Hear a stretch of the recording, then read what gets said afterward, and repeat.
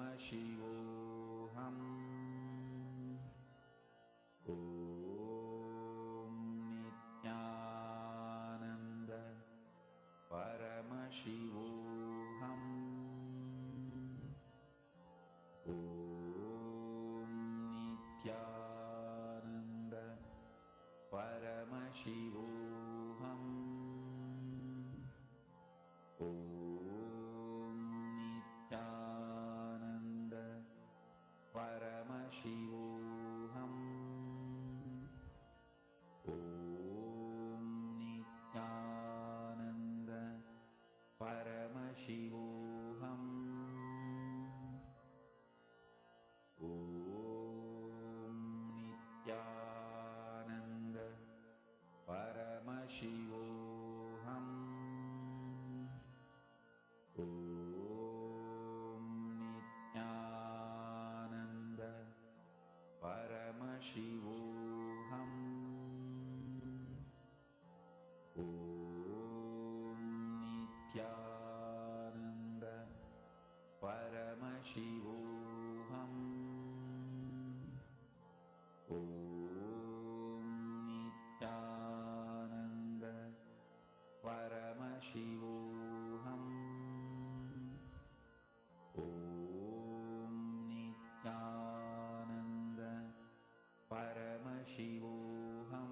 Om Nithyananda Paramashivoham.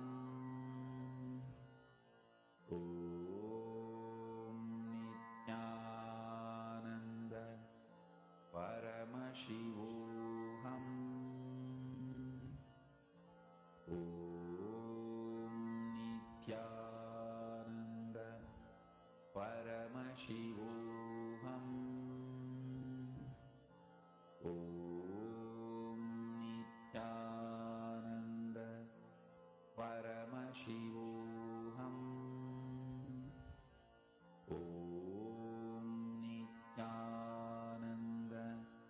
Paramashivoham. Om Nithyananda Paramashivoham. Om Nithyananda Paramashivoham. Om Nithyananda Paramashivoham. Om Nithyananda Paramashivoham. Om Nithyananda Paramashivoham. Om Nithyananda Paramashivoham. Who you see as the answers, please go ahead and post it. We request every one of you to post whatever you saw as the answers. Now, let us verify the answer for this round. And I see many of you have posted different answers, so I'm just going to read out the answer for this round. This is the bronze bells, also known as the Bianzong, which was created in the 4th century in China, discovered in 1978. These ancient artifacts are housed at the Hubei Provincial Museum in Wuhan. They provide the insight into the metalwork, music, culture, society, and government of ancient China. So this is the Chinese ancient bells, which is in the museum.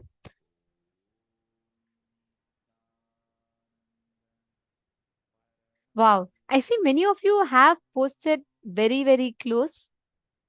Okay. Some of you have posted island. Madonna, that's right. You have manifested. You said it's a weapon. It's Asia and China. That's beautiful. Wow.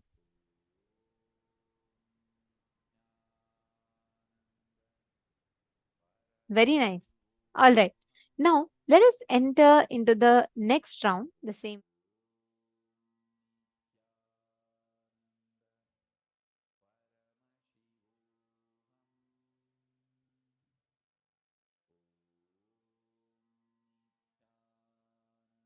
All right. I request every one of you to scan this now. Scan and identify what is the significance of it.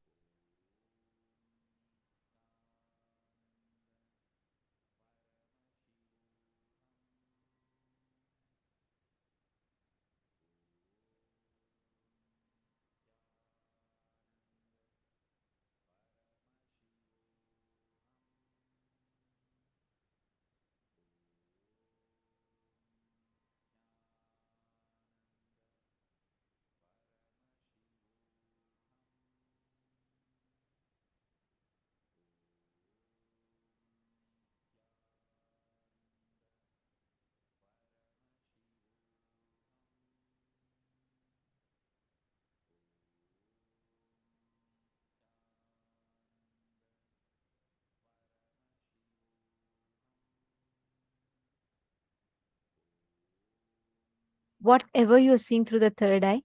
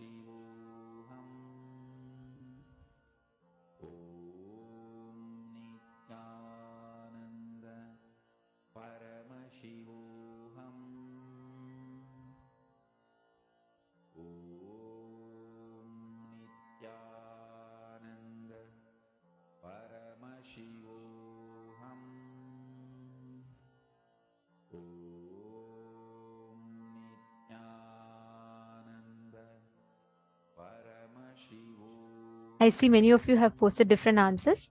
Let's now verify the answer for this question.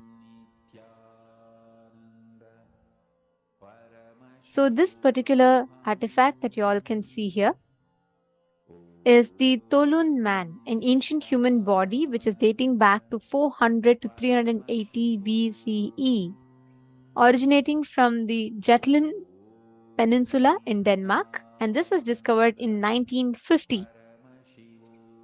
It was found in a bog, and this is the whole artifact. Actually, the manifestation happens just like this. Whenever you decide, it's again like a practice. That's how the whole manifestation starts happening. Now, let us all enter into the next session where we understand about how we should work for excellence and not success.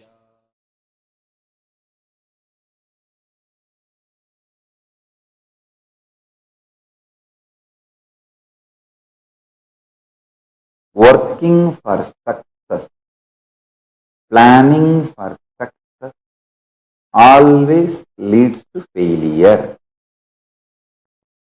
Working for excellence always makes you successful. Understand? Planning for success, working for success always leads to failure. Working for excellence always makes you successful. Listen and internalize. Understand?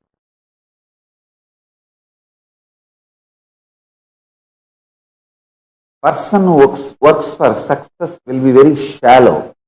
He will be working dependent on others' opinion about success, because success is always about others' opinion, what others feel you are successful.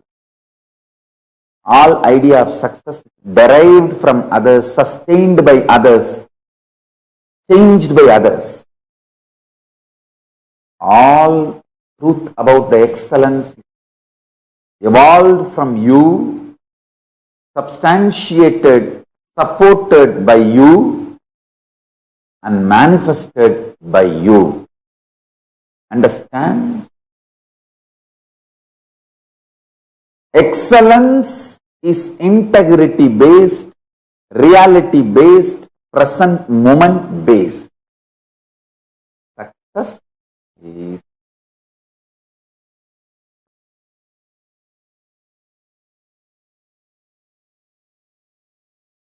others' opinion based. A person who lives with all the time strategizing cunningly bothers about success.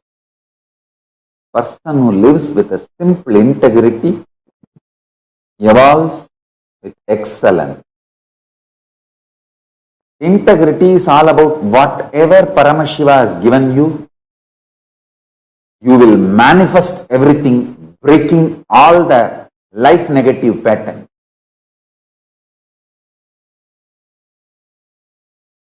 Even in your sleep, you know how to be in tune with Paramashiva and manifest state, space, powers, being, super consciousness of Paramashiva.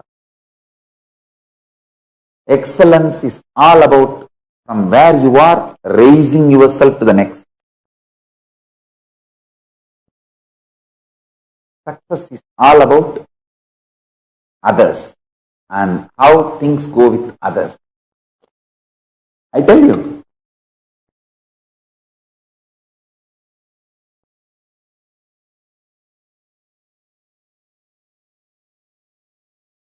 with idea of success, you will always be wavering, diluting yourself, deluding yourself. With idea of excellence, you will always be grounded. If you see the earliest photographs, videographs available to us, me conducting any public event, public programs, or my enriching activities. The first photograph is me doing Ganesh Chaturthi, maybe when I was 10 or 12. And the next we have me doing Chandi Homa in Thiruvannamalai and Kaundappadi. Understand, if you see those photographs detailed, whether the side tables or the tables covered with a clean white cloth, or my hand key, or everything needed for the sacred rituals, the way it is arranged. And those days I did not have even one assistant. I was all alone. You can see the key of the room where I was staying in my hip. Means I did not even have a second person to whom I can hand over the key of the room where I was staying, where the puja items are kept. Actually, I lock the room only if the public property is kept there, because I myself don't have any personal property.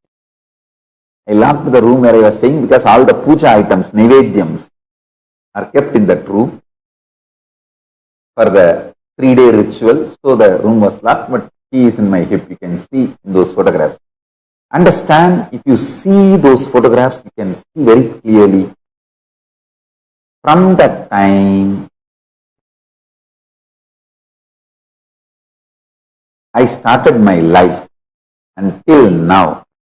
It is all about excellence. If I organize Chandi Homa today in our ashram, there will be nothing different between what I did in Tiruvannamalai and Kaundappadi. You can see everything. Cow on that new fresh mud pot, fresh ghee, Sruva. Maybe now we have all those items in silver. In those days, it was all wood and mud. Other than that, everything, understand, whether it is mud or silver, I was not bothered about the outer success. It was all about inner excellence. If you see this, now, how we do Chandi Homa in Bangalore Biddi Ashram, and how I did in 2000 in Thiruvannamalai.